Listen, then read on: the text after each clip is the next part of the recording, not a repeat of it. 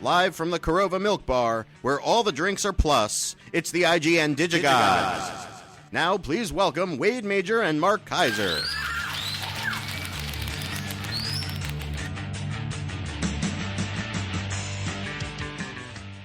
I always love a milk bar reference. I don't think we need to go into any great detail to explain to people what movie that comes from, do we? Mark? Oh, No. the cantina scene from Star Corey. Wars is great. That was written by Lucas Blaine. And you're not even two guys who are anything. You just are you. That's right. That's cool. Yeah. Minimalist. I like it. Wait, Yes. I have a lot of food for you today. Here's why. Why? So I went to a 4th of July party, Let's right? get the microphone further, closer to your mouth. Like this? Yeah, that should do. We've been doing how many of these shows and we're still having these conversations? Yeah. Okay. I know. So, I have a lot of food for you. okay. I went to a 4th of July party, right? Yeah. Here's what I baked. I baked brownies. I baked cookies. I made ice cream. I find out about an hour before the party, it's a vegan party. They Nice. can't eat brownies or Nice. cookies or ice cream. Okay. Although they did say bring the ice cream. Okay. I take the cannolis. They did say bring the ice cream. However, I never brought the brownies or the cookies, which means that you, Yes. maybe for the next maybe the next 2 shows, Sure. let's spread it out, Yeah. will be the beneficiary of everything I baked Yes. for the vegan 4th of July party. Bravo. Are you interested? No. Really? Now, well, maybe. I don't know. It's early. So, and I should point out, too, that we are going to be talking about some anime today because the Women's World Cup final has not yet happened, and the U.S. is playing a rematch against Japan, and I want to set some good karma, so I'm going to say some very nice things about anime in hopes that sends good energy to the U.S. women to win. And you are on Facebook, nothing but women. Who gives a crap? Yeah, I know. Nothing but women's soccer. Who cares? There you go. First of all, maybe I would watch it if they wore less clothing. Oh, that's going to go over really well. They wear That's- too much clothing. Go on television and say that. Yeah. I'll tell you what. I'll go on internet radio and say that. How about that? Yeah. I'll go on a podcast and say Yeah. that. No one listens. Anyway, so real quickly, just off the top, we also have a giveaway this week. We have a giveaway. A what? We have a giveaway. What are we giving away? We are going to be giving away Echoes of War. And the reason I'm laughing is very clear. You'll see when we get to it. Anyway, so Peter from Toronto wrote and said, hate to be picking on Mark again, but he's confusing his Seth MacFarlane animated shows. Yeah, he sent that a couple weeks ago. Why are you just getting into it now? So yeah. basically, you waited 2 weeks to point out that I was wrong. So you pulled that out at a very opportune time. Yes, David Lynch has not lent his voice talents on American Dad, but in 2010 he began making guest appearances on the Family Guy spinoff The Cleveland Show as Gus the bartender. Yeah, He just wanted to point that out to you. I know that was my bad. I screwed that up. That's And okay. he is right to correct me. Fully understandable. Well, I figured I brought that up because I know you as a David Lynch fan. Now he also went on later in this email and said that he believes that manufacture on demand is pointless. He said, I personally stopped buying 20th Century Fox home entertainment sets when you can watch the same episodes in high definition on Netflix. So he said, what are your thoughts on MOD releases? Is it better than no physical release at all? In my opinion, an inferior release is inferior, even if it's the only option. MOD is a really interesting thing. We obviously talk a lot about certain releases here. The Sony releases are starting to come out again. They're finally sending us a few more of those. We're going to have some to talk about hopefully today. And some Fox and Warner Archive titles we'll talk about today as well. Here's the thing. A lot of this stuff, especially the stuff that comes out from Fox and Warner Archives, is not going to be available on Netflix. It just isn't. It's never going to be there. And the only way you're ever going to access it is to have it on MOD. Hopefully, and I know Warner Archive was doing this originally, and it's backed away from it a little bit. But it would be nice if they had a Netflix-style streaming option. You know what I mean? What I would actually like to see is something between Netflix and like an iTunes pay-per-view thing, where you don't have to subscribe, but you're also not paying per view, where you could literally just go on, say, the beginning of a given month. Let's say you want to watch some old movies, and you just go on at some point in the month, and you pay a certain, let's say you pay $10 to watch 5 old movies. And you're not subscribing, but that entitles you to your pick over a certain period of time. Just give people more flexibility, so you're not permanently subscribing month to month to month, because nobody's going to be, very few people are going to sit there and go, wow, I really want to watch, 70 movies from, the 1930s every month for the next several years, every month. It's not going to happen. So you're advocating pay-per-view. I'm not saying pay-per-view. I'm saying pay-per-bundle. You know what I'm saying? So you would want the 70s bundle. Or Not like a 70s bundle. just a bundle of your choosing, just where you're not given the option of pay a certain amount now and watch a single movie versus pay a subscription and have unlimited options. Yeah, but here's the thing: Netflix is only, let's say, $8 a month or something. Right. Right. If you, let's say you went on Netflix Neo, whatever it's called, and you picked the 25 movies you want to watch in the next month, because that's what you're advocating. Yeah, that would be more than $7 a month. I mean, how much do you expect that to be? $2 a month? I haven't worked it out. I'm kind of flying by. For $7, you get that. You get the 25 movies you want to watch and 75 billion other movies. Yeah, I know. I'm flying by the seat of my pants you here. ignorant slut. Okay. Anyway, moving on. Exactly. We also have a Voxbox today. You know what? Let's. You're obligated to play it because I'm doing the thing. No, not yet. Not yet. Let's do the giveaway right up top, so that we can save some time later for the Voxbox. So stop it. So Arc, we have a title from Arc, and the people who supply us with our Arc product have been kind enough to let us give away 3 of these. So as long as we get time date stamped by the 10th, that would be Friday, July 10th. So that's when we have to have these emails sent in. Send emails in with the word Echoes, ECHOES. No funny spellings, please. Echoes, ECHOES. And we're going to be giving away Echoes of War, which is actually not that bad. Interesting on a lot of levels. I always enjoy anything that has William Forsythe in it, and because he's kind of unrecognizable here, and with the beard and the long hair and the whole thing. And this takes place in Reconstruction era Texas, post Civil War. And I'm sure that it's fascinating, because this thing, obviously, they printed this months ago before all hell blew up over that idiot in South Carolina and the fact that he took a picture of himself with the Confederate flag. Good thing he didn't take a picture of himself with Mickey Mouse, because that would have been a mess. Actually, that would have been awesome. Then they'd have to close Disneyland, a lot less traffic. So now, apparently, everybody's just gone nuts, and the Dukes of Hazzard is like now a racist show, and we gotta like eradicate the stars and bars wherever they exist in our society, because that way no one will ever be racist ever again, or kill people. So that's a whole nother conversation. Do you want to have this conversation? Well, now? but I just think we're prone to ridiculous overreaction, and I say that because here, right there on the cover, there it is. Oh my God! It's the Confederate flag. Well, it's not the Confederate flag. People have to understand that it's the Confederate battle flag. Oh, whatever. It just happens to have a better graphical representation. It's not what it is. It's what it means.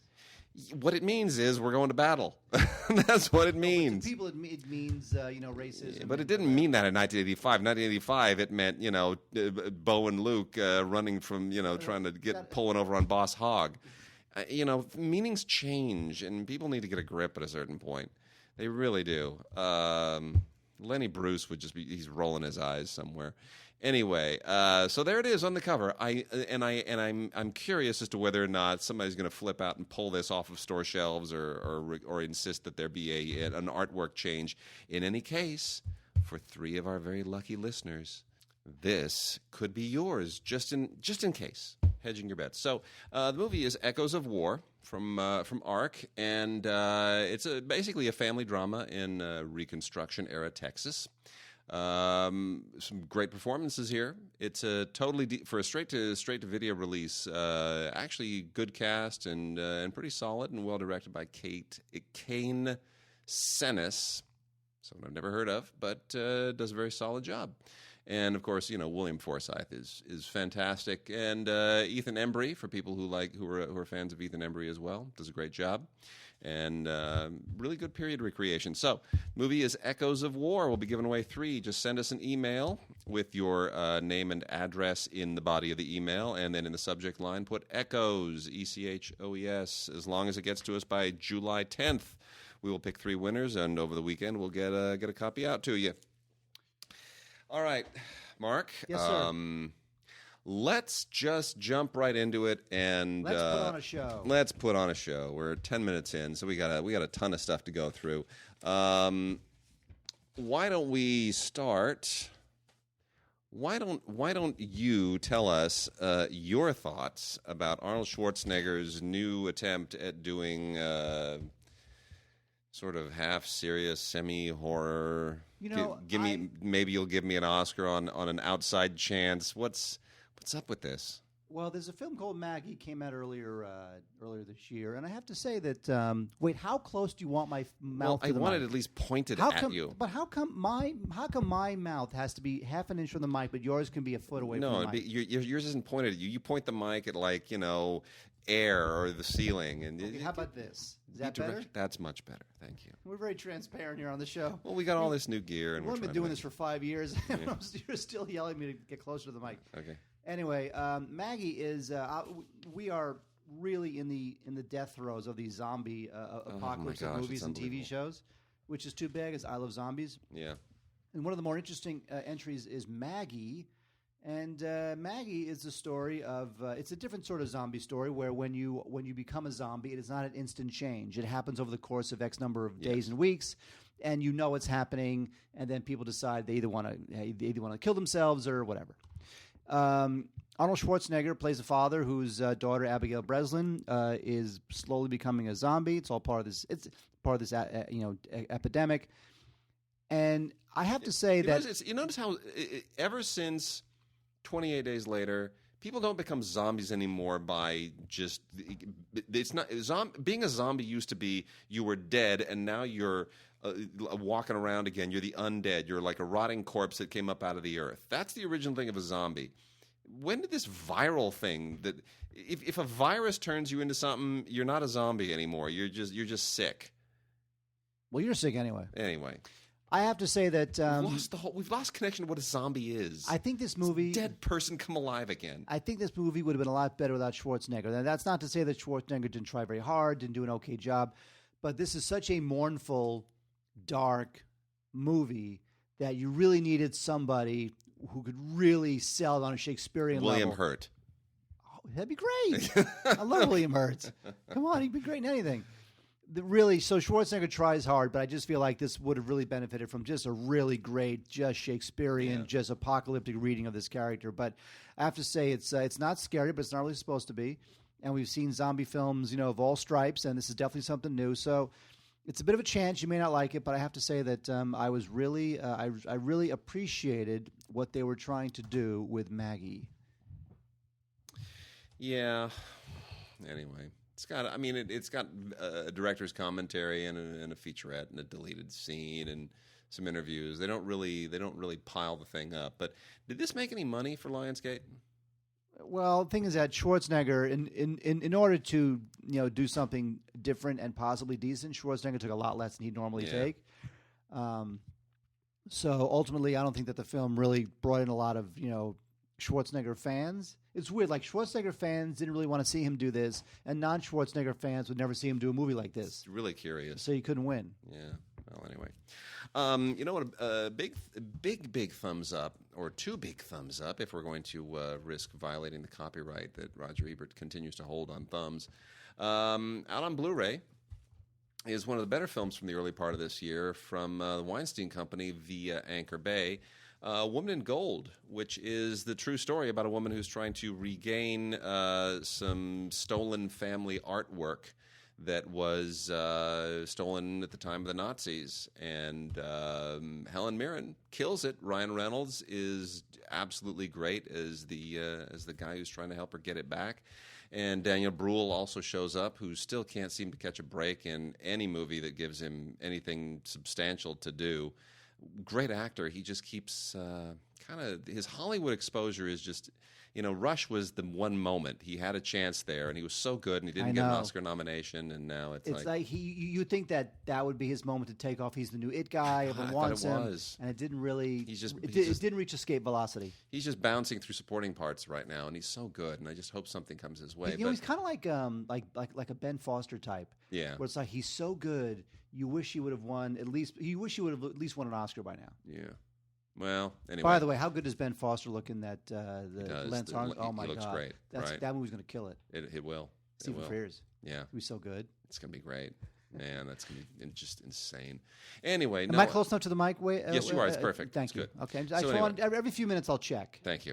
Okay. So anyway, of course, the portrait in question is a famous portrait by Gustav Klimt, who's not. Don't say dirty words on the show. Come on, not one of my favorites. Women are listening. Anyway, it's a good movie. I think there was a calculated risk here. That it comes with a feature commentary by Simon Curtis is really, really good. He's joined by the producer as well, and then there's usual featurette documentary and press conference stuff on here. But I think there was a calculated risk by Weinstein that this was not going to be a strong Oscar contender at the end of the year, so they pushed it. They kind of repositioned it at the beginning of the year and did well with it. But Wade, you know what didn't do well? What didn't do well? Alien Outpost. I never even heard of it. Hang on a second, Wade. Alien Outpost. Hang on. Okay. Stay with me. I'm with you. It's a faux documentary. Oh no. Because I've never seen those before. No. So these two documentary cameramen, they're embedded with this army unit. And the army unit, they're overseeing these aliens called the Heavies who tried to attack. They failed. And now these documentary makers are embedded with the army unit who are making sure that the aliens don't regroup for round two, which of course they are. It's very exciting. So, this is just really, it's really poorly done. It's way too, the characters aren't there, way too lethargic. The action's not that great. It's just basic war stuff. It's it's just like seeing a bunch of actors run around going, go, go, go, go, go, go, and run around buildings, and that's what they do. Yeah, all right. That's like the whole movie. Good. And there's some aliens. You know what's great? And I say this because I am fully invested and have no objectivity whatsoever, total conflict of interest, and I have no problem admitting it. We talked some weeks ago about Her Alibi, the Tom Selleck film with Paulina Porizkova. Yeah. And I, of course, I recused myself because my friend Charlie was the screenwriter of it. Charlie is also the screenwriter of the most recent film, Five Flights Up, with Morgan Freeman and Diane Keaton as a longtime married couple who are about to get rid of their apartment in New York and move to another one. And the process of moving out of one apartment and trying to find another place, leaving their beloved neighborhood, and moving on with their lives and dealing with the realtor, and then all these wonderful flashbacks about their previous life together and how they got to that particular place and the meaning of the apartment. And he's a painter, which is a really interesting bit of business.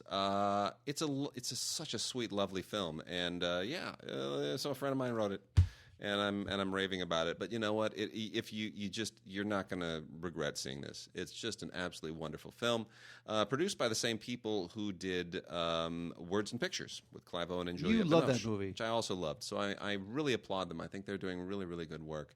It's a wonderful production company, and I hope they just keep making solid, mature movies for grown-ups. Cynthia Nixon plays their realtor here. She is Diane Keaton's niece in this thing, and it's nice to see her back in action in something other than Sex and the City. So, as a snapshot of a couple and a life, it's really sweet. It's wonderful. It's kind of a rose-colored view of New York. There's a dog, too, Mark. Look at the dog. Doggy. Look at the little... So dumb. She's the dumbest. But no, it's a wonderful film. It's just a really wonderful film, and great performances by two veterans. Just can't get better. Wait, Steven Seagal keeps making movies. A friend of mine used to work for Steven Seagal. I know. We've talked about this before. He doesn't work there anymore. Yeah. So Seagal, who's completely in debt because he keeps cutting his rate because nobody will hire him because he's Steven Seagal, and he does nothing but spend money he doesn't have because he's Steven Seagal. He just keeps trying to cobble it together. His latest piece of crap is called Absolution. He plays this guy who's he's got to protect this girl, but if he protects the girl, then he's running afoul of his bosses. So what does he do? He runs around with guns and hand chops people because that's what he does. For some reason, Vinnie Jones is in this. Vinnie Jones is another guy. Vinnie Jones is almost like that Jason Statham type, you know. But Vinnie Jones has gone nowhere with his career, really. Yeah. You know, but yeah, this is just more Steven Seagal crap. He just doesn't care anymore. He does the same moves. He's got this horrible goatee that's just painted black, even though he's like in his early 60s, and he doesn't even act anymore. There was a very my friend had a funny story about some old Steven Seagal movie. This is like maybe 10 years ago. Yeah. And Seagal is so fat and lazy that they were blocking this scene that took place in a police precinct. Right. So, Seagal had to enter the police precinct, walk over to this desk, yell at his superior, and then exit, right? Seagal was so lazy, he said, "Can I just do the whole scene sitting in this chair? I don't want to enter. I don't want to exit. I want to just do the scene with me in the chair, and then that's the scene." That's Steven Seagal. That's a director's worst nightmare. It is. His best nightmare. You have this idea. We're going to do this film. We're going to make it's Steven Seagal. This is how we're going to stage the scene. And sit in the chair. Why don't you sit in the chair the whole movie? Slow West is a really interesting kind of revisionist Western. All Westerns since Unforgiven seem to be revisionist. It is true. We throw that word around a lot. I know. How about just a Western where people do stuff and that's it? But they're all sort of, the Westerns used to be, wasn't the West cool and rugged and neat and stuff? Yes. And now they're all about the West was just everything you've been told was a lie. It was horrible. It was violent. It was vicious. It's like, we always romanticize knew that. it. We always knew that. We Exactly. just made it like cool vicious as opposed to evil vicious. We made it fistful of dollars vicious. Now it's actually what it was vicious. It's just a horrible, horrible life. Did anyone really believe it was just good times? Oh, yeah, I'm sure it was wonderful. Go out in the prairie and go across and get scalped. And he's like, come on. Look, go ahead and here's what you should do. Go ahead and read Cormac McCarthy's Blood Meridian. Yeah. Blood Meridian makes the West what it really was, just an apocalyptic hellhole where your life was short and miserable and painful. Well, that's a lot of what this is.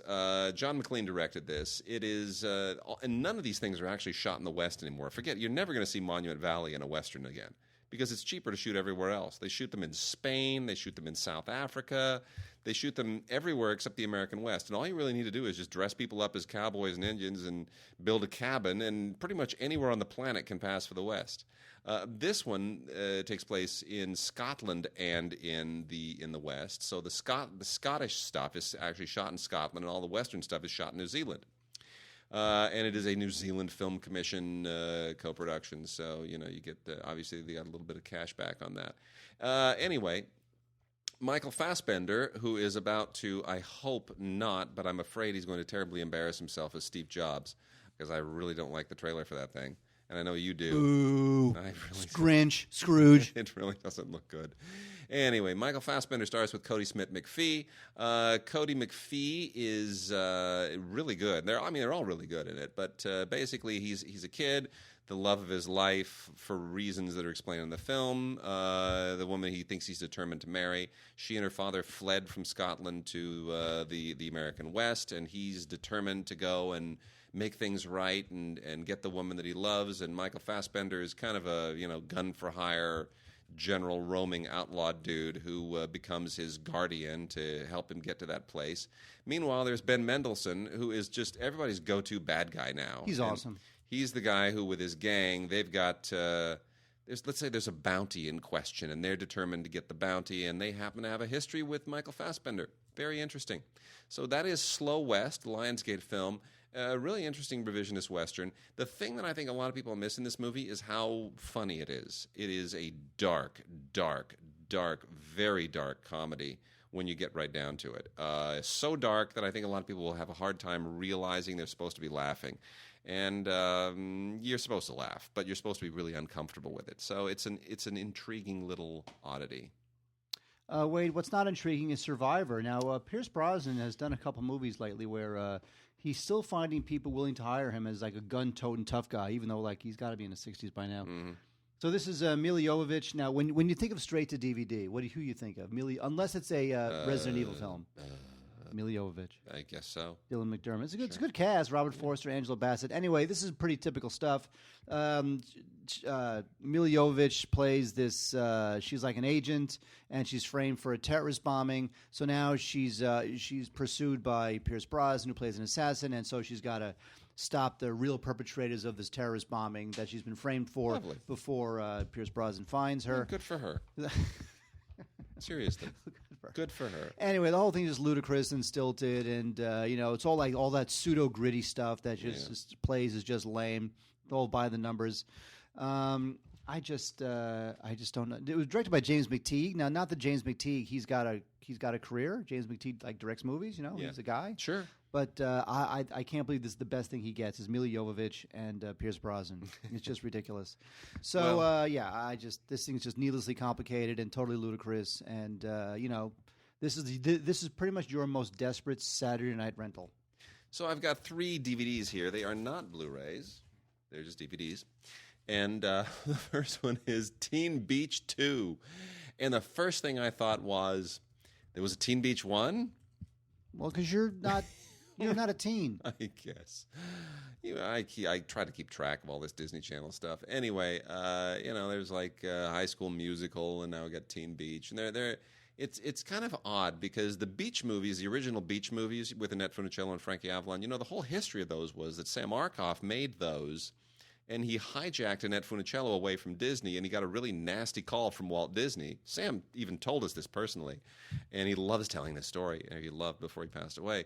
And the nasty call from Walt Disney basically accusing him of intentionally trying to sully the Disney brand by taking his wonderful, wholesome girl, Annette Funicello, whose career he had so carefully cultivated through all the way from the mouse as a mouseketeer all the way into movies, and now Sam Markoff was sticking her in a bikini and having her jiggle her stuff on a beach with Frankie Avalon, and he just felt like that was just the lowest thing that Sam could have done, and Sam just loved that Walt Disney felt that way. He sort of acknowledged him. It was putting him on a level, as peers. I'm sure Sam loved the idea of pissing off Walt Disney. Oh, he loved it. But anyway, it's funny now that Disney is now making beach movies. It's just funny how things come around. Now that those movies are so wholesome in retrospect, there's nothing lascivious about them. And on top of that, Disney has now sort of co-opted the whole idea. So Teen Beach 2, same surf, new turf. Wow, no kidding, including never-before-seen rehearsal footage. And it will continue to be never seen because nobody's going to care. You know what? This is it's exactly what the title tells you. It's straight up Disney Channel stuff. It's for tweens, and it's all just beach musical stuff. It's just it's what they do. It just screams Disney Channel, and I mean it's inoffensive, but I don't see the point. I guess it's just to keep people who love that channel watching that channel. What's really good is 71. That is apostrophe 71, as in 1971. This stars Jack O'Connell, who's a real up and comer, and this thing was a big deal in the UK. It didn't really get much of a release here. This is from Lionsgate. It also includes Ultraviolet. This is all about 1971, an event on the streets of Belfast when all hell was breaking loose with the IRA and terrorism and so forth. And it is a really, really cool, very I don't want to call it low grade. It's a very contained thriller. It's very much from his point of view of this young British officer played by Jack O'Connell, and who's just trying to it's 90 minutes or 99 some odd minutes of just unbelievable intensity, and the scale is very small, but it's implied large, and it's you're in a war zone, basically a modern urban war zone, and just a soldier's effort to survive. And it's very sharp and it's very well done. Got a lot of nominations with the British, the BFIs, but didn't really do much here, so that's too bad. And then the other one here is Tooken, which is a spoof of Taken with lots and lots of cameos in it, but they're kind of second-tier cameos, Lucas Haas and Donnie Wahlberg. It's no Mark Wahlberg making a cameo here. And Lee Tergesen, who can be funny, basically does the he's the ex-CIA guy, and all of these. I mean, it's not just Liam Neeson. All these guys who play like aging agents now. Just mentioned Pierce Brosnan. Wouldn't it be funny to do everybody who's ever played James Bond to do like an Expendables thing, except from the British standpoint, all the ex-James Bonds? I'm sure somebody's thought of that. Roger Moore would never do it in a million years. No, he would not. And Sean Connery would probably like throw a brick at your head if you even suggested it. Now, Sean Connery, I mean, he really did retire. I mean, Sean Connery has not made a movie in whatever it was 5-7 years. Just walking around wearing a kilt, cursing really the British. Is. Yeah, that's what he's doing. He's done. It's all done. You know what? And then whenever I watch him, he's just cool, man. Anyway, so the only thing about Tooken, it's not that funny actually. It's more clever. It's like clever without being funny, but it's so it's middling. But the one thing I will say about it, Mark would love this because Margaret Cho plays a villain, and you love Margaret Cho. Margaret Cho is in the film of my comedy life. Margaret Cho is the main villain. Okay. Anyway, Kill Me Three Times is a completely misbegotten and strange little movie starring Simon Pegg. Now, we all love Simon Pegg. Here he plays a villain who is trying to kill off this hot young thing in Australia, played by Alex Braga. I have to say, this thing was totally sub-Tarantino, trying to be cool. Everyone hates everybody else. Everybody's cruel, and everybody's scheming, and everyone's like a poser with their cool dialogue and twisty McTwist, Tarantino crap. This thing is just so self-consciously attitudinal. I just think this thing was just way over the top ridiculous. I just rebelled against this movie as I was watching it. If you love Simon Pegg, I guess you can go for it. He dresses in black and has a mustache and receding hairline. But otherwise, this thing is just filled with sub-Tarantino jokes and twists in time. And I just think this thing was completely misbegotten, just trying way too hard to be super rad and cool. I just really wanted to throw a brick at the screen. Anyway, Kill Me Three Times, which is funny. That's what I thought when I was watching it. Kill Me Three Times. Also, I just can't get on this. This is a Best Buy exclusive, the Blu-ray of The Town That Dreaded Sundown, which is just another one of these generic horror films that they're cranking out, and they're really formulaic. And sounds like an episode of The Twilight Zone. Oh gosh, it's just being brutal and gory and relying on all of those same boo tactics, and then having a guy who wears a bag over his head. And, the idea that 65 years after these horrible slayings terrorized this small town, dun, dun, dun, fill in the blanks. Yeah, it all starts again, blah, blah, blah, blah, blah. So it's stylish and it's creepy and gory. And so what? It just doesn't, there's enough of this stuff. There's just too much of it. It's not reinventing the wheel in any meaningful way. So, if it's your thing, I guess, hey, guy, he's got a bag on his head and a knife in his hand. Scary.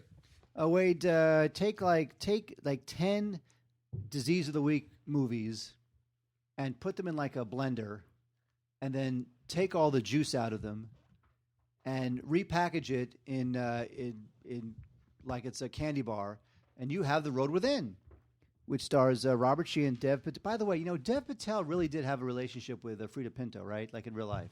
I have no idea. The Slumdog Millionaire people? I don't know. Because she's so hot. And during Slumdog Millionaire, he was like this little gawky kid. But you ever met him? No, I mean, he's grown into himself now. He's a big dude. Yeah, he's grown into himself now. I mean, he wasn't even a gawky kid at the time. He just looks that way, and he played that way. No, but when you meet him, you're like, you're kind of a big buff dude. No. Yeah, here's what I think. Yeah. He was a gawky kid when they met. No, but okay. Here's the thing. This is my theory. Okay, she's smoking hot. She can get anybody she wants. Yeah. Right? Dev Patel, he's not a super handsome guy. But my feeling is that because they went through something so pressure-filled, right? They do this little movie, and now they're the toast of the world. And they have nobody else but each other to understand what they're going through. Because again, it's the Hollywood thing, right? But okay. these are two people from nowhere. And anyway, that's my thing. Okay, Road Within. It's about it's the directorial debut of this Glenn Wells, and it's not funny. It's not touching. It's about this kid with Tourette syndrome, and he's dealing with the death of his mother. And he goes to this facility where people with diseases and mental diseases hang out and hopefully get better. This thing is so patronizing and I just feel like it didn't really earn the right to tell the offbeat jokes that it tries to wring out of this condition in these situations. Zoe Kravitz is in it. Zoe Kravitz, you might know from Mad Max Fury Road. She's one of the girls. Zoe, well, she's Lenny Kravitz's daughter. Lenny Kravitz's daughter. So anyway, I just think this thing is just tiredly sentimental, and I just think it's really a bad film. The Road Within. I would pass on that. Okay, Mark, I'm going to blow through some anime right now, just to be nice. All right, I'll read about Matt Harvey. You do that. Who's Matt Harvey, Wade? I have no idea. Pitcher for the Mets. Okay. Well, first off, you may be interested. We're going to talk about Spirited Away because Spirited Away is finally on Blu-ray. I know. Now, hang on a second. Is this a good version of Spirited Away? Fantastic. It is. Yeah. This is the official Disney release of the Studio Ghibli original Spirited Away. It's You're sure this is like it's not like the Matt Damon voiced one or some crap like that? No, this is the real deal. This is it. I mean, if you want to go and get the original Japanese release or whatever, you're welcome to do it. But you have English and Japanese tracks on here. You've got a French track if you want. Anyway, no, it's absolutely fantastic. It's beautifully transferred. This thing, first anime film to win an Academy Award. Hayao Miyazaki really kills it here, and they do the usual Disney bang-up job. It is absolutely pristine. You get to soak in all of just the beautiful animation in absolute perfect detail, and great extras too. Everything's been remastered. John Lasseter does an introduction that is really, really sweet and very insightful. And then you have little tidbits that let you get into the, doing the what went into the English dubbed version, which is very interesting, and a lot of attention went into that. The original artwork, the storyboards, and there's even a television special from Japan, which is pretty great. So you get the original Japanese trailers and TV spots as well. It's a great release. Spirited Away is possibly one of my all-time favorite anime films. What? Yeah. It's just great. It's wonderful. All right. Real quickly, going through some of these from the Section 23 people who release all of the Sentai library. Is The Order of Rabbit, the complete collection. You notice how anime series always have these weird titles? Like, Is the Order a Rabbit? What? I think it is. What does that mean? It means the order's a rabbit. Well, That's this is self-explanatory, Wade. Without going in, this is.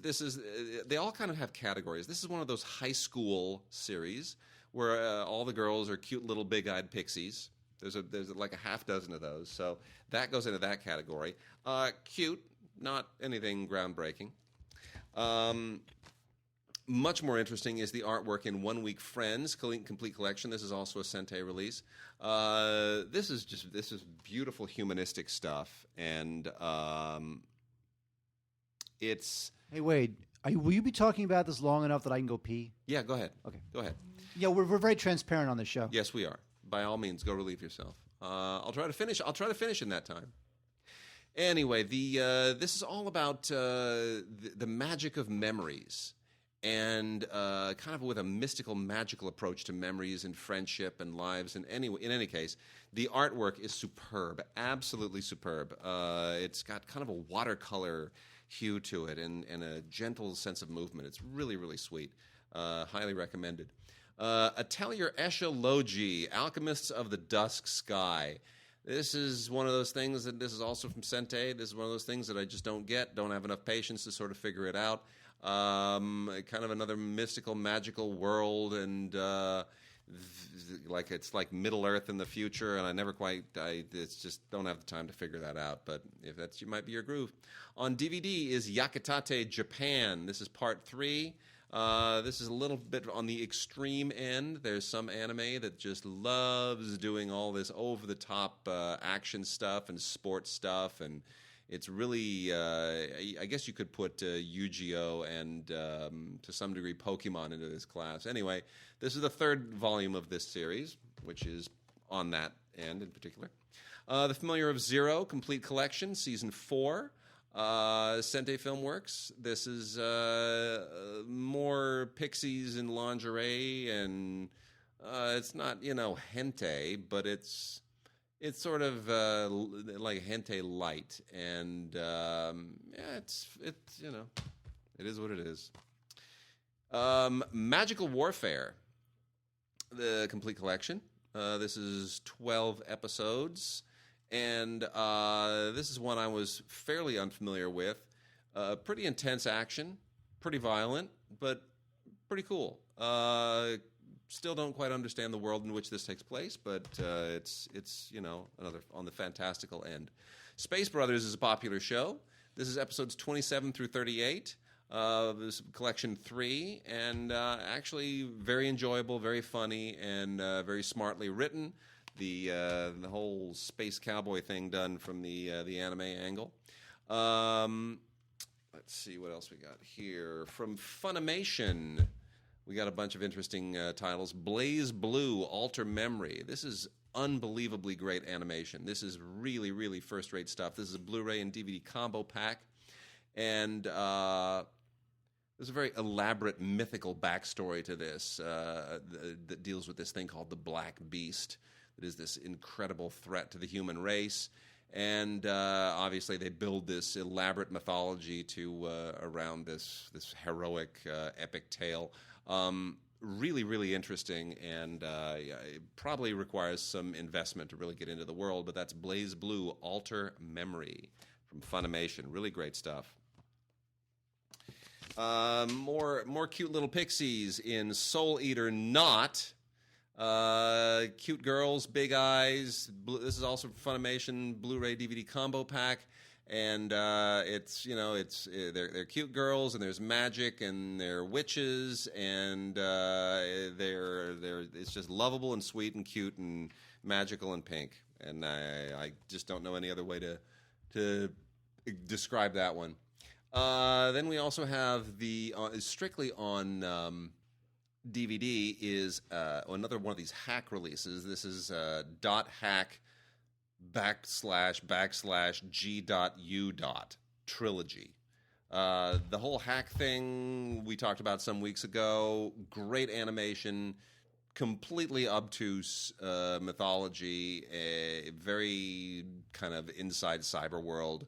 So if you're into it, you're into it. If it doesn't sound appealing to you, it's not going to be appealing to you. The Fairy Tale Saga, TAIL, continues with Collection 4, which is episodes 73 through 96. Getting a little long in the tooth, gotta say. I don't think this thing really sustains its energy over the long haul, but that's a Blu-ray and DVD combo set. Really interesting release from Funimation called Ping Pong, the animation. Totally un-anime-like. You look at it and you go, well, yeah, I get it. I can tell this was done in Japan, but it doesn't look like any other anime movie I've ever seen. Really, really super cool artwork, conceptually, impressionistically, and the whole idea centering around, the drama of ping pong is just so unusual, but yet so incredibly Asian. And the ping pong stuff is it's incredibly well done. It's just really cool and impressionistic. So, this is worth checking out. Animation fans are definitely going to want to see ping pong. It's unlike anything you've ever seen before. Then we also have more from Funimation. Hyperdimension Neptunia. You know what? She's cute. She's got purple hair, and she dresses like a purple Wonder Woman with a big sword. I don't know what else to tell you. If that alone doesn't make you want to watch this, then nothing else will. So there you go. And then wrapping it out, a few more. Those cute little pixies get all grown up, and they're all kind of busty and hot women in want to be the strongest in the world. The complete series. Mark, tell me you wouldn't. Oh, look at you eating a brownie. Tell me you wouldn't be. This is for the 4th of July party. I have so much brownies. I baked them. Bring some out for me. Okay. Tell me you're not all over this. Tell me you're not all over this. I would sleep with. Oh, stop. Isn't that what you mean? Sir, down. What do you mean? Get down to I meant, watch it. I don't want you telling me you sleep with animated women. That's kind of creepy. Is that what anime is? I don't know. Is that what it is to you? That's what it is in Japan. Okay, well, anyway, this is it's professional wrestling. It's, basically hot anime women wrestling. What else? What do you want? That's what it's all about, isn't it? And then there's more great animation in Funimation's release of Nobunagan. Nobunagan, Mark. Really good looking stuff. This is pretty great. The tagline is "She's the girl with the biggest gun," and these are the people who did Sergeant Frog, and it's cyberpunk, and it's very colorful, and it's very violent and futuristic and super cool. Marduk Scramble, the trilogy from Sente, is a little bit on the creepy side. This is all 3 movies that have been part of this saga. This is also very dark and very violent and futuristic and female-centric, but it's thematically a little bit tweaked. And also similarly tweaked is Knights of Sidonia. This is a complete collection, 12 episodes on 2 discs, also from Sente through the Section 23 people. And this is kind of post-apocalyptic stuff, also from a woman's point of view. And then the last 2 titles, Please Teacher, which is another one of those schoolgirl things it's not quite as cute and funny as it thinks it is. You got to be really, really inside anime on that one.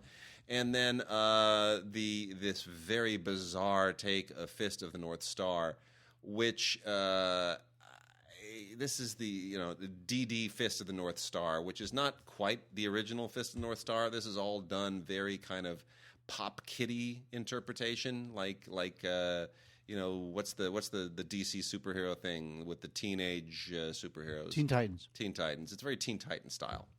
And I'm not sure I like this. There was a Fist of the North Star movie with Gary Daniels and Chris Penn. Did you know that? Many years ago? I do now. 20 years ago? It was terrible. It was absolutely terrible. But, it is what it is. All right. So, all right, Mark, let's... Can I say something about these brownies? Ahead. Say something about the brownies. And I didn't ask you about your vacation in Memphis. We're gonna do a Vox Box Did in we a second. talk about Memphis last week? No. How was the Sphinx? Huh? The Sphinx. You went to Memphis. But the Sphinx is in Egypt. In Memphis, Egypt. Isn't that where you were? Yes, Wade. Yes, Wade. That's where I was. Okay. I will laugh now heartily at your joke. See, that's like an intellectual joke. It's like a Woody Allen joke.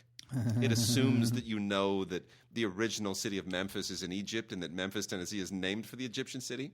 See, it's meant to humiliate people who don't know that and make them feel inferior. I don't need that to feel inferior, It's a Wade. joke that sort of that shames people who aren't educated. Wade, these brownies... It's a shaming joke. These brownies were a pain in the ass to make. Tell me why. And in the end, they're okay. I mean, they're fine. They're brownies. Because, again, I went to this 4th of July party, and it turns out that everybody was vegan, and these brownies have cream and sour cream and milk and eggs. It's the least vegan brownie ever. So, but I made them, and it's a pain in the ass to make because it has caramel. You got to make the caramel with candy thermometer and everything. And then you got to make the brownie itself, and then you got to put them together very carefully. And in the end, they're good, but they're brownies. Now, Wade, as you eat them, I'm enjoying it. So now are they better than like a Betty Crocker brownie? Yeah, for sure. Mm-hmm. It took you too long to answer that. Well, Not a good sign. Yeah. So while I like the brownies, I believe that they were not worth the effort it took to make them. Yeah, okay. But you understand what I'm saying? Sure do. You understand the fact that I have a new pair of reading glasses and I don't like them. All right, well, let's talk about some classic movies and stuff. Let's do that. Shall we? Would you like another brownie? Yeah, that'd be great. Would you really? Yeah, let's do it. God damn. Do another brownie, and I'll. You know what? Well, get me that brownie, and I'm going to haul through these DVD-Rs from Fox. Some Cinema Archives releases, MOD DVD-Rs from Fox. Good stuff. Betty Grable in Pinup Girl, which is, it's like the original Betty Grable movie. Looks good. Good solid release. Joanna kind of has fallen through the cracks over the years. A lot of people don't remember this. This is a kind of an interesting London swing in the 60s thing that features some interesting Rod McEwen music and maybe the only noteworthy film directed by Michael Sarn. But really kind of a nice, cool, funky snapshot of the era and the whole Haight-Ashbury scene with Genevieve Waite as Joanna, who's one of those one of those figures that 60s movies all had their iconic 60s girls, and that's one of them. David Ladd and Chill Wills in The Sad Horse. Have you heard of those people? You haven't heard of them because they're completely forgotten, but this is an interesting little CinemaScope family film. One of those animal movies that were all the rage at the time of Lassie and everything else, and My Friend Flicka and all that stuff. This is about a 10-year-old boy and a horse, and it's sweet. It's not Old Yeller or anything like that, but it works. We've also got Jimmy Stewart in Dear Brigitte. Brigitte. You can call it Brigitte, you can call it Brigitte, you can call it Brigitte if you're in Germany. Either way, it's the story about a little 8-year-old kid who is a genius at math, and he is absolutely infatuated with Brigitte Bardot. And that's it. That's all there is to it. A little 8-year-old kid loves Brigitte Bardot. Made for a movie back in the day, I guess, because she was all the rage at the time. Anyway, Glynis Johns, Billy Mumy, Ed Wynn. It's a decent cast. Decent little movie. It's cute. Double Trouble. Oh my gosh, do you remember this, Mark? With the Barbarian Brothers, Double Trouble. Yes, I do. Oh my gosh, this is the worst movie ever. Remember those guys? They were just like they were just twins who were like low rent Arnold Schwarzeneggers, and they had a movie career for a moment until people realized that all they were going to get was a couple of twins just who couldn't act, and people kind of threw the towel in on that. Anyway, this is Double Trouble. Man, this is not a good movie. It's a novelty, is what it is. It's not a good film. The Adventures of Gerard. Another completely weird, lost, kind of peculiar 60s oddity.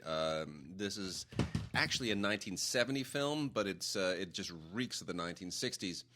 It's that whole kind of post-Tom Jones body period 60s thing that infected the Three Musketeers and the Four Musketeers a little bit. A lot of Richard Lester influence in this in a big way. It's basically about a guy named Etienne Gerard, who is this colonel in Napoleon's army, and who just cannot. He's just all into the girls. He's in the army because he's all into the girls.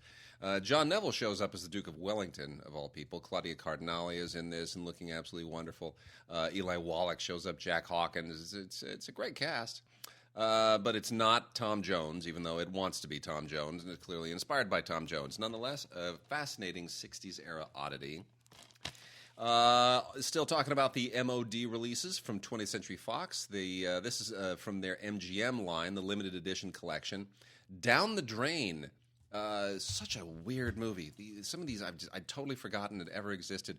Andrew Stevens, before he became a big, roughly around the time probably that he was still married to Kate Jackson, when he was still an actor in things like The Bastard, and before he became a little mini straight-to-video mogul, he was making stuff like Down the Drain, where he plays kind of a lawyer /con man who gets caught up in a whole bank robbery and spy thing. Kind of a sort of a weird, lame 1980s, 1990s era oddity. It's not bad. It's sort of weird and kitschy to watch it. You sort of know when it was made, but still not a great movie. And then let's see. Made for Each Other with Renee Taylor and Joseph Bologna, which is a kind of a Joe Bologna had a thing going for a while. So this is from 1971. I used to love him. It's a cool little 1971 romance character piece. It's funny. He was in The Big Bus. He's so good in The Big Bus. Somebody wrote an article about it was the 35th or whatever anniversary of Airplane. Yeah. And in the article I was reading, I think it was on CNN. I was reading .com. I was reading the article about Airplane, and they said it wasn't the first super spoof movie. And then in parentheses, they said, remember The Big Bus? I know you don't. Because they thought Big Bus was before Airplane. And I'm like, no. Not only do I remember The Big Bus, I can even sing the songs that the lounge singer on the bus sang to the patrons. There you go. That's how much of a fan of The Big Bus I was. And am, because I had the DVD. I love that movie. Here's a great oddity. Fearless Frank with John Voight. Did you ever see Fearless Frank? I did not. Such a weird movie. This is from 1966. It's about a guy. It's kind of a weird comedy. This is about a guy. He's a total bumpkin, and he goes to Chicago and he gets shot by accident by these crooks, and then he wakes up and he winds up that he's basically a superhero. It's the strangest movie with Jon Voight. Documentary? Exactly. So strange. He's Jewish. Jon Voight is? Is he? He always shows up at the Chabad Telethon. Well, that doesn't necessarily mean... I used to show up there. You did not. No, of course I didn't. Mixed Company. We got actually here's a couple that sort of go together. There's Fire Sale and Mixed Company. These are just such. I mean, this whole series of releases is so strange.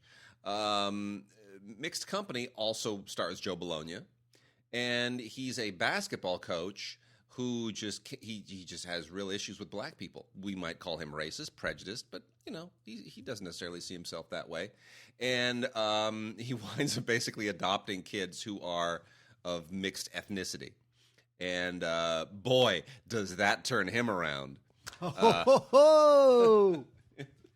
Guess who's coming to dinner? It ain't. And then Fire Sale, I love this. Here's the great thing about Fire Sale, which has a great performance by Alan Arkin and a so-so performance by Rob Reiner. But Alan Arkin and Rob Reiner together in a movie, you can't beat that. Vincent Gardenia, too, together again with Rob Reiner since they did the All in the Family Nothing thing. screams 70s and early 80s like Vincent Gardenia. Totally. Oh, isn't it true? The last great thing that he did was Moonstruck. Oh, come on. He was the cop in Death Wish. But Moonstruck was the last great thing he did. Yeah, sure. Yeah, the last great thing he did. So, anyway, Fire Sale, I mean, Sid Caesar, Alan Arkin, Rob Reiner, and Vincent Gardenia. I mean, there you go. Basically, it's a story of a department store that's about to go completely bankrupt, and they have to have a scheme on how to come up with the insurance money. So this is one of those things that's kind of in the wake of the producers to try to capitalize on a certain general theme. What an odd movie. And then winding it out, Frank Zappa's 200 Motels is an impossible movie to describe. All you got to know is this thing is pure vintage Frank Zappa. It is completely outrageous, and Ringo Starr narrates it as if it weren't already weird enough. And then we got a couple of triple features here. Wabash Avenue with Betty Grable, That Lady in Ermine, and Sweet Rosie O'Grady. So it's a great trio for Betty Grable. And then we have a Richard Widmark trio, My Pal Gus, Warlock, and Red Skies of Montana. All of these have been out before, now they're in triple features. Wade, Richard Widmark stars in my favorite film noir that is not on DVD, not on Blu-ray. Yes. Pick Up on South Street. Oh, I love that. Love it. Sam It'll Fuller. It'll be out soon enough. I will purchase that. And while you talk about that, I'm going to... By the way, Wade, okay, I'm letting before you bite that. Huh? Too late. It's already it's in your mouth, but your teeth have not been down. What I've given you. Okay. Yes. I have by the way, I have like another. You've poisoned me. No, I have another like this much. If you want to take some home, what I'm saying Holy is that cow. I have given you, because I was going to eat these myself. These were sort of the scraps and the dregs of the pan. I mean, I know how you feel about me. I mean, no, I was saving them for myself because the rest are frozen. Sure. So if you don't like them, it's because they're the dregs of the pan. Okay, fine. I'm all about the dregs.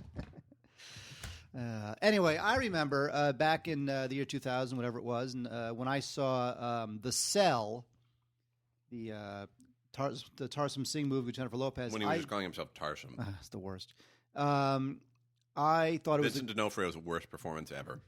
He's always awesome. But Vince Vaughn is in this. I thought this was the coolest movie ever. Roger Ebert said it was one of the best films of the year. Oh, my God, look at those images. You watch it now, it's lame.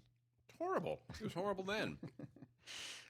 Jennifer Lopez plays this a child therapist who goes into the mind of a serial killer played by Vincent D'Onofrio because he had fallen into a coma and we don't know where his latest victim is.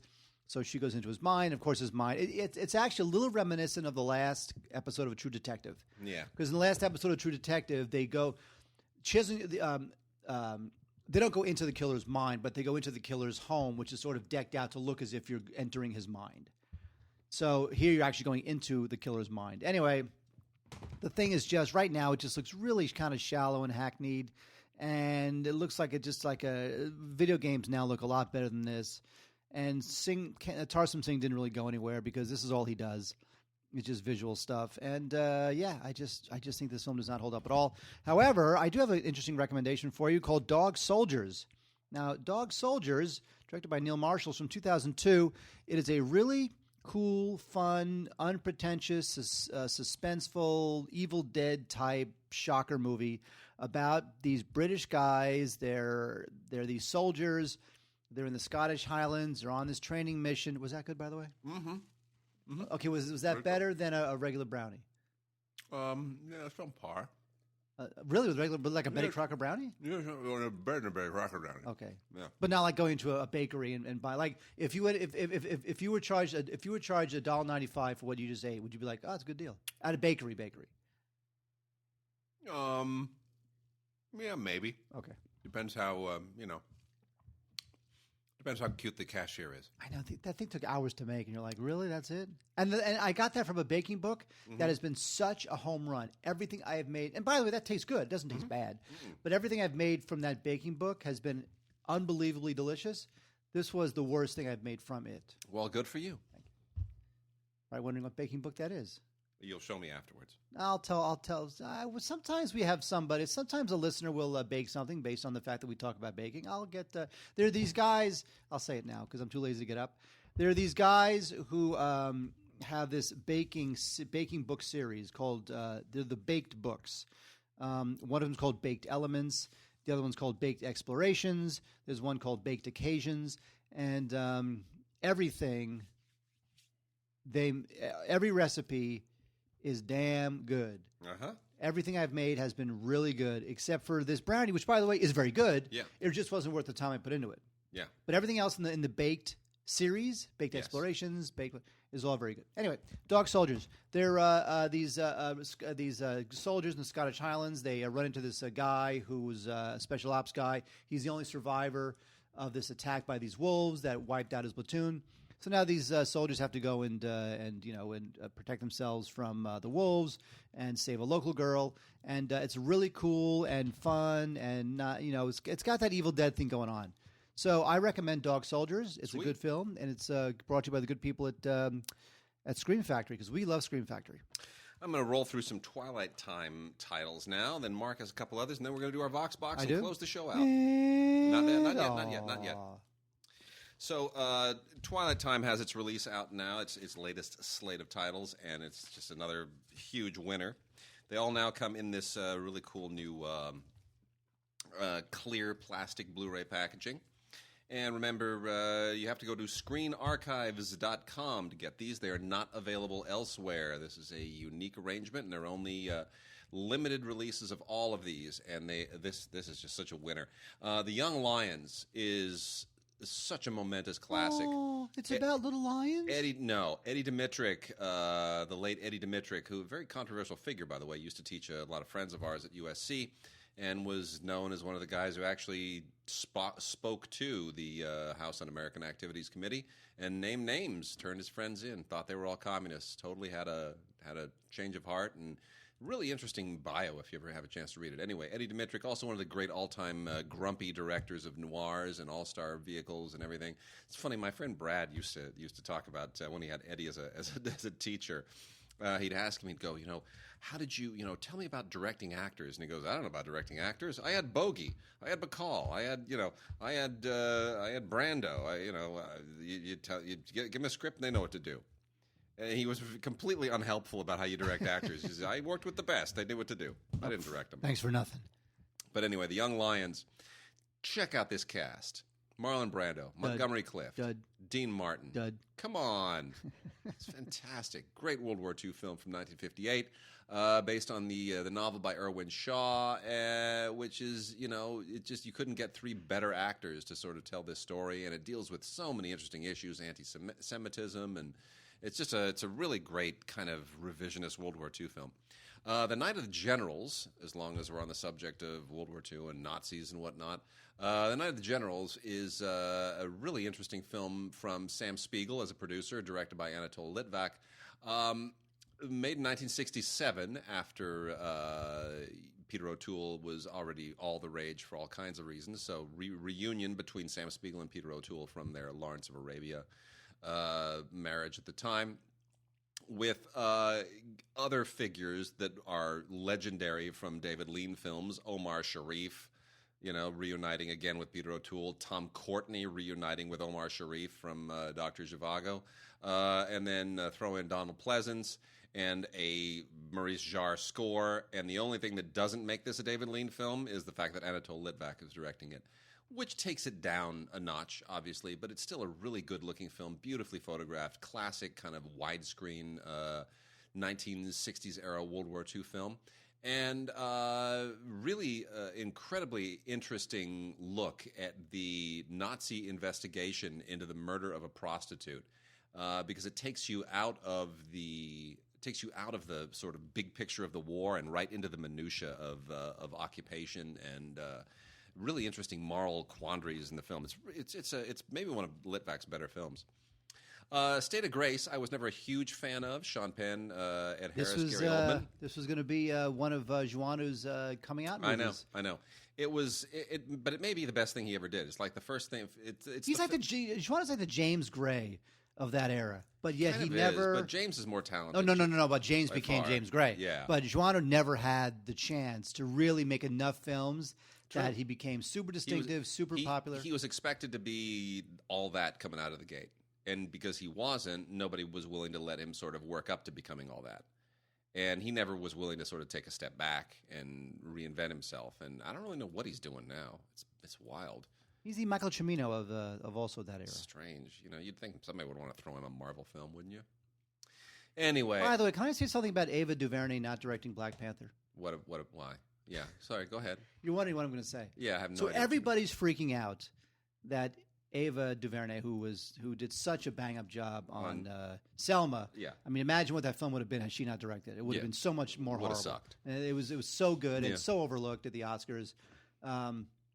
It annoyed me that she. Here's what annoyed me. Yeah. It annoyed me that it was such a big deal because it's like, oh my God, the African American woman isn't directing the African American superhero film. What an amazing story! It's like, who cares? She'll direct another great film. Like, why is it a tragedy that the African American woman isn't directing Black Panther? She's a director. She'll go and make great films and be some other film. Because like, why? It's almost like you're casting a director. Everyone is so marching on eggshells now. We're all on eggshells about making sure that we all do the thing that looks and sounds right because we don't want this mob of 1 million people coming after us and screaming at us for having said the wrong thing and been.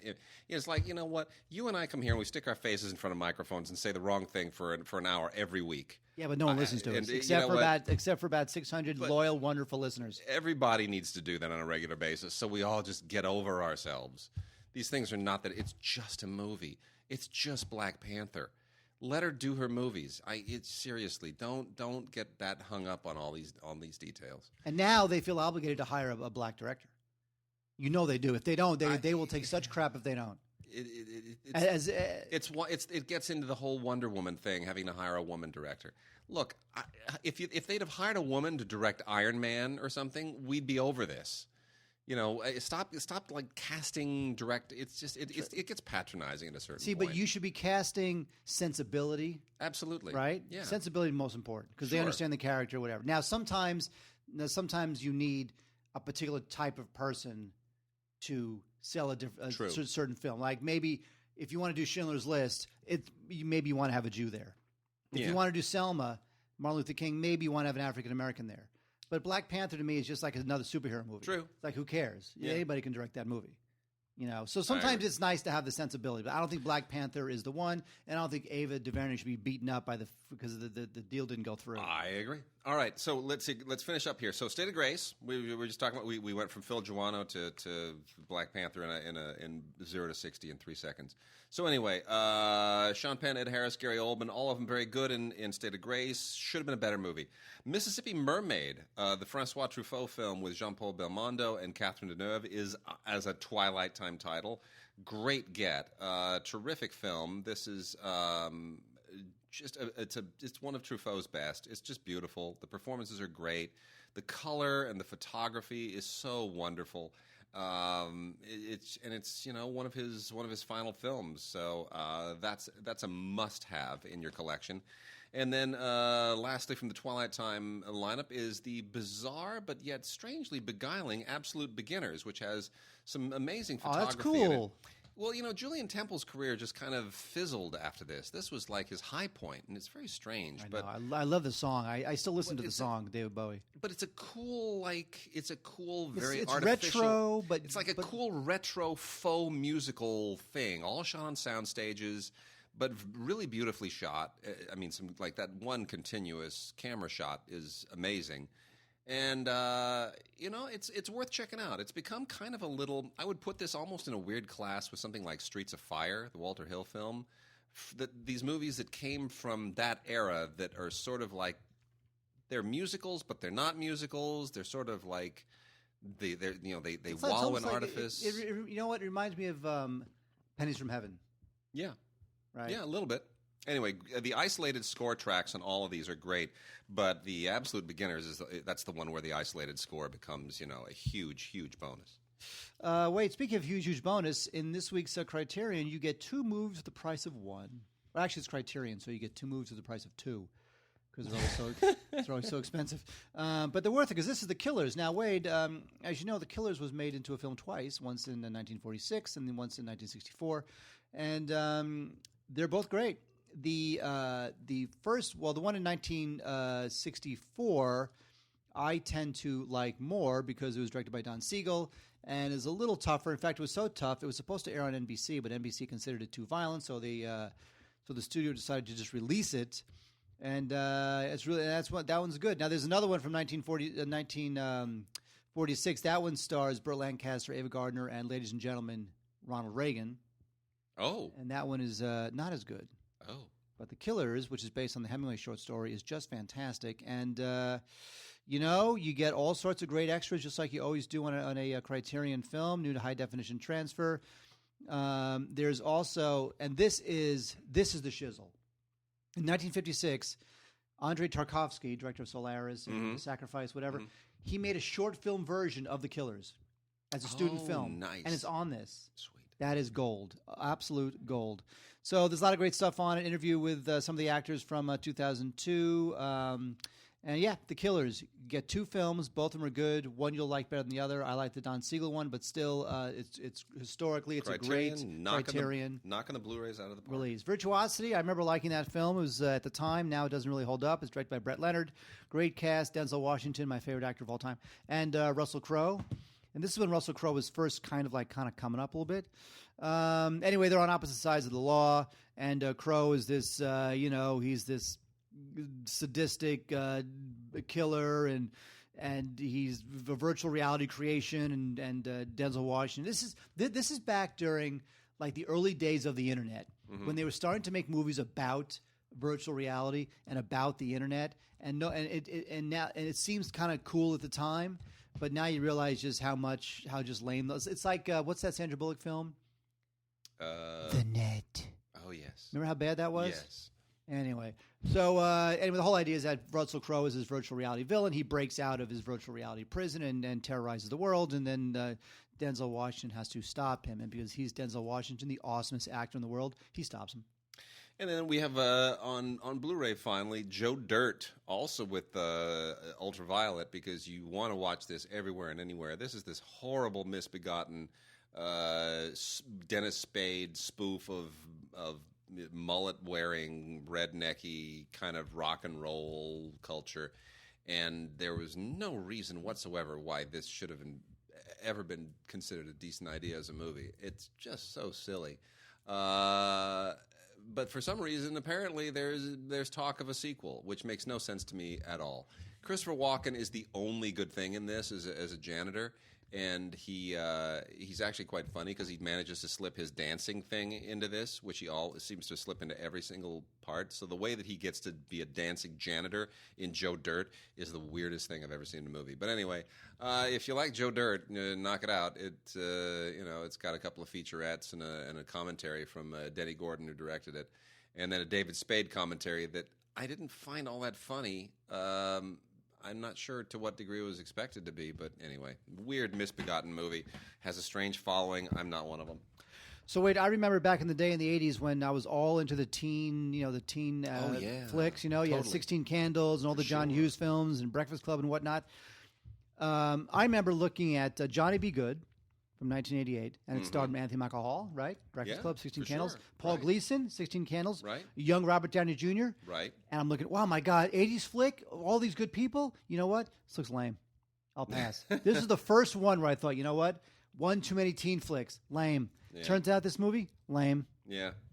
This is Anthony Michael Hall, and he plays the high school quarterback, and he's a football prospect, and he's torn between going off to an amazing football career and going to college, and the temptations that go with whatever crap happens in this movie. Outstanding. This movie was terrible. This was the end. This was the end of the 80s teen flick craze. All right, Mark, it's time for our Vox Box. So there we go. Vox Box. Gentlemen, Mario Mendez here, and it's shameless plug time! 2 years ago, my brother Mike Mendez directed a movie called Big Ass Spider, which is currently streaming on Netflix and is rated fresh on the Rotten Tomatoes tomato meter. Just saying. And gratefully, that has led him to some work. So come October, hopefully you guys will see a Halloween anthology called Tales of Halloween that he co-produced and directed a segment for. He just wrapped up a bank heist movie with Henry Rollins, and in a couple of weeks he will hopefully be directing a movie with Dolph I Must Break Him Lundgren. But first is the premiere of his new movie on Saturday, July 25th on the Sci-Fi Channel. You know how the Discovery Channel has a Shark Week? From July 18th to July 25th, the Sci-Fi Channel is going to be having a Sharknado week where they're going to be airing a new movie each night, beginning with Sharknado 3, Aw Hell No, which is the name of the movie and kind of how I feel about the project. I'm going to read the rest of these to you, and I'm not kidding, these are the titles. Sharktopus vs. Whale Wolf, starring Casper Van Dien. Three-Headed Shark Attack, starring Danny Trejo. Robo Shark, which apparently has no actors. Mega Shark vs. Colossus, starring Ileana Douglas. Zombie Shark, starring Jason London. And then Saturday night, in the prime Saturday night slot, breaking the shark trend, Mike Mendez premieres his new movie, Lavalantula, starring Steve Guttenberg and some of the surviving cast members of the Police Academy movies in a reunion that you did not know you wanted or needed. And while I haven't seen the movie, I do have it on good authority that Michael Winslow will be making some sound effects with his mouth. Anyway, in order to sum up, if you are fans of the writing and acting of such caliber television shows as The Wire and Breaking Bad, you guys need a break. And Saturday, July 25th is Lavalantula, starring Steve Guttenberg, not to be confused with Big Ass Spider, starring Greg Grunberg. I personally am pitching to my brother that he's got to get wrestler Bill Goldberg to star in a movie called Spider Island so we can now complete the necessary trifecta of Mensch versus Spider movies. So, Lavalantula, Saturday, July 25th. It's Saturday. It's sci-fi. It's free. Outstanding. We love the Mendez brothers. Yeah, they're like friends of the show. Mendez Palooza. FOD, Friends of Digigods. Plugging it. You know what? I love the fact he's getting work. Honestly, I mean, come on. Look, that's what it's all about. He should be on the payroll.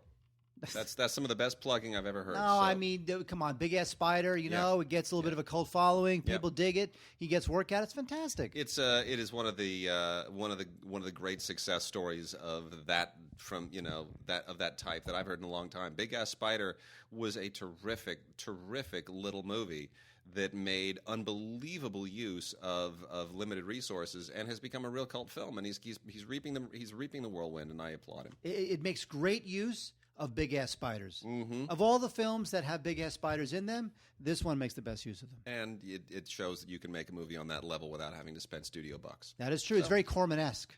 And we love Greg Grunberg, because Greg's an old friend of ours, too. You went to high school with Greg. I did go to high school. Actually, I saw Greg.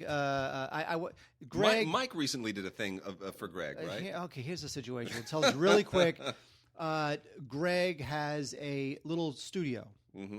A little like where he does live streams and podcasts, and it's in North Hollywood. And so there was a launch party for this. It's just a big bungalow in some nondescript industrial area of North Hollywood. And it's nice. I mean, it's cool. I mean, it's exactly what it should be. Yeah. And there was a launch party with barbecue food, and there was a band because Greg plays in a band. Greg plays in a cover band, a celebrity cover band. And the celebrity cover band, by the way, the keyboard player for the celebrity cover band, which played at this launch party I went to, is Hugh Laurie from House. He was not there. They had somebody else playing keyboards. But anyway, the band was there. There was barbecue food there. It was a launch for Greg's little podcast and live streaming studio. And Mike wound up directing a 12-hour marathon live stream from crazy. Greg's. It was for charity. Wow. It was some charity that Greg is intimate with, and so Mike helped him out by directing this live hour 12 telethon marathon. Well, it's an epilepsy thing. It was an epilepsy. That's right. Because Greg's son has epilepsy. That's right. So it's been a real cause of his. Yeah. That's right. So it was really great, and Mike did a great job on it, and Greg did a great job raising awareness, and so there you go. Fantastic. All right. We'll see you guys next week.